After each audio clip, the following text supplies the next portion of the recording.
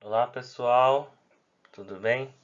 Então, hoje nós vamos trabalhar um pouquinho sobre a linguagem verbal, não verbal e mista, e também sobre onomatopeias e interjeições.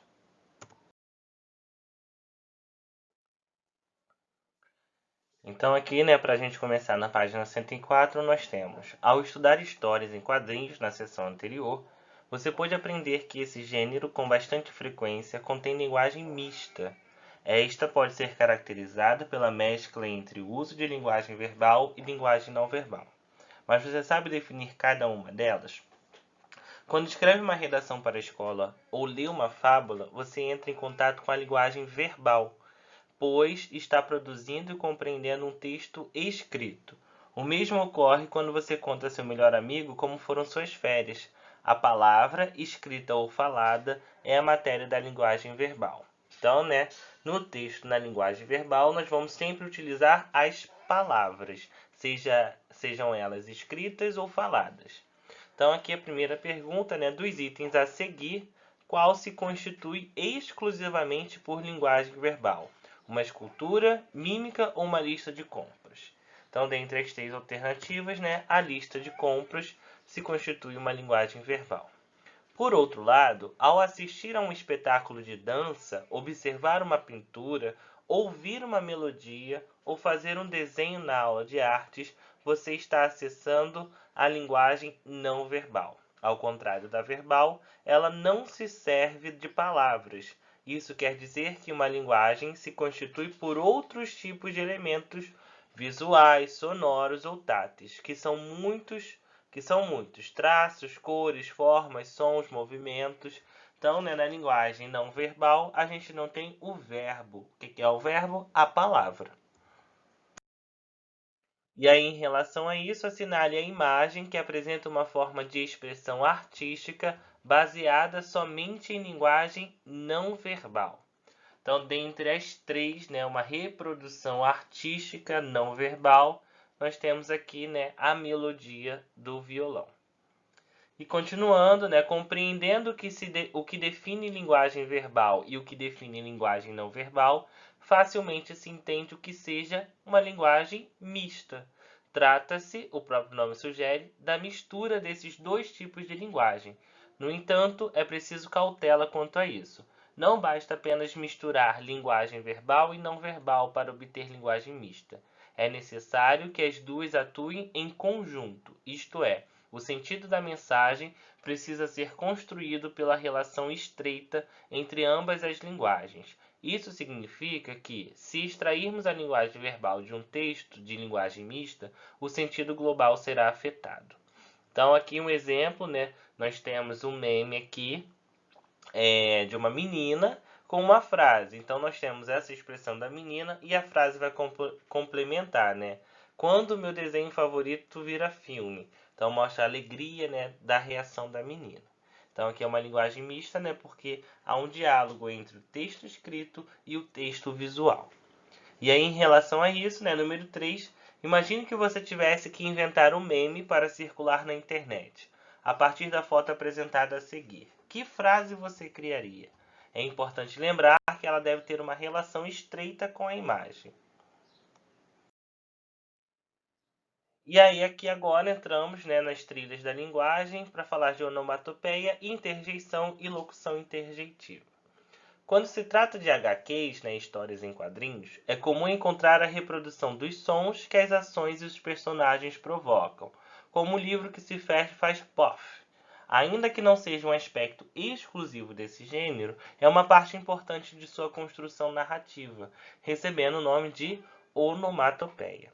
Então, as onomatopeias reproduzem sons de objetos, animais não humanos, fenômenos da natureza.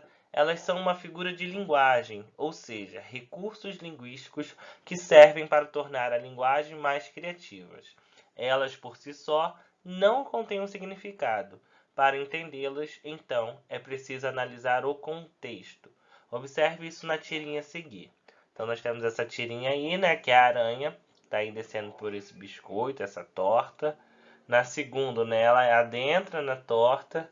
E aí no terceiro, acho que é um biscoito, O gato, ele pega esse biscoito, e molha no café, se eu não me engano aqui, né?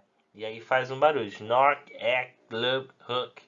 Então, né, isso comprova, né, dentro desse contexto, os barulhos, né, dele afundando a bolacha, da aranha se afogando. Então, né, no último quadrinho há uma série de onomatopeias, Snork, Act, Glub e Hook. Considerando a narrativa da tirinha, entende-se que elas sugerem um barulho produzido pelo afogamento da aranha na caneca de Garfield. Sem esse contexto, seriam apenas termos sem sentido algum. Agora veremos que existem outros sons que também estão muito presentes nos quadrinhos e que não recebem a classificação de onomatopeias. Só relembrando, né, as onomatopeias, elas se configuram, né, como uma representação de um som, de uma campainha, de uma bomba explodindo, de alguém caindo na água, de uma abertura, né, de uma latinha de refrigerante. Então isso é uma onomatopeia. A interjeição não, né? Esses sons costumam aparecer acompanhados de exclamações e expressam nossas emoções, sentimentos de modo variado. Uma mesma expressão, dependendo do contexto, pode representar alegria ou dor. Um som desse tipo recebe o nome de interjeição, que se enquadra na categoria de classe gramatical. Então, a interjeição, diferente da onomatopeia, não é a representação de um som. É sim, né, uma representação de um sentimento, de uma emoção, de um medo, de dor. Então, são palavras que vão trazer esse sentido. Então, na HQ lida na sessão anterior da Turma do Pererê, você pode ter dois exemplos de interjeição, ai e o é. As interjeições também precisam de um contexto para expressar sentidos. Ai, por exemplo, pode significar alegria, aprovação ou dor. É possível organizar algumas delas pelo sentido que habitualmente possuem. Veja nesta tabela. Então, né, isso aqui não, essa tabela aqui, né, que é da classificação das interjeições, não significa que é fixo, que é algo fixo, mas é algo que comumente sempre acontece dentro dessas sensações. Então, por exemplo, né, alegria, oba, de advertência, calma, cuidado, bah, de animação, coragem, firme, vamos, aplausos, né, bis, bravo, e assim por diante. E aí perceba, né, que elas sempre são seguidas pelo sinal de exclamação, que é para trazer também, né, essa entonação, essa emoção nas interjeições. Então é importante lembrar que as interjeições elas podem assemelhar-se a palavras de outras classes gramaticais, mas não necessariamente possuem o mesmo significado. Um exemplo disso é a interjeição puxa. Quando usada, não anela um pedido para que alguém puxe alguma coisa. O mesmo pode ser dito sobre vamos, que tem o sentido de encorajamento e apoio. Não se trata de um chamado para que as pessoas se movam juntas para algum lugar. Por outro lado, considerando um diálogo em que alguém pergunte: amanhã nós vamos jogar futebol? E alguém responda: vamos, tal expressão não é uma interjeição, mas sim o verbo ir, usado para criar a resposta afirmativa. Então, né, para expressar sentimentos, podemos empregar duas ou mais palavras em vez de uma. Chamamos a essas expressões que desempenham o papel de interjeição de locuções interjetivas, como ora bolas, ai de mim, quem me dera, minha nossa, meu Deus, puxa vida. Ou seja, elas têm a mesma função da interjeição, só que a escrita, né, ela é um pouco diferente por se tornar uma expressão, né, ter mais de uma palavra ali. E aí, em relação a isso, né, que nós acabamos de ver, leia a seguir uma tirinha com o personagem Heitor.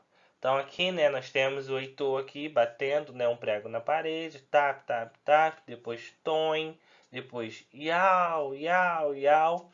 E aí, em relação a isso, né, quais são as duas onomatopeias utilizadas nesses 5 quadrinhos?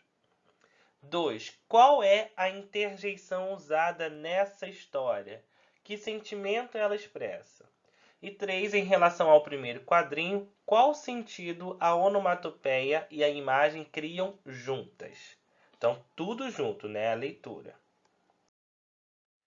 Número 4. Em relação ao segundo quadrinho, qual sentido a onomatopeia e a imagem criam juntas?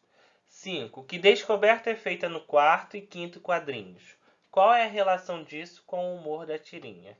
6. Descreva qual é o duplo sentido do terceiro quadrinho. E assim finalizamos essa parte também, né? Até o nosso próximo encontro, faremos a correção. Então, pessoal, um abraço e até lá.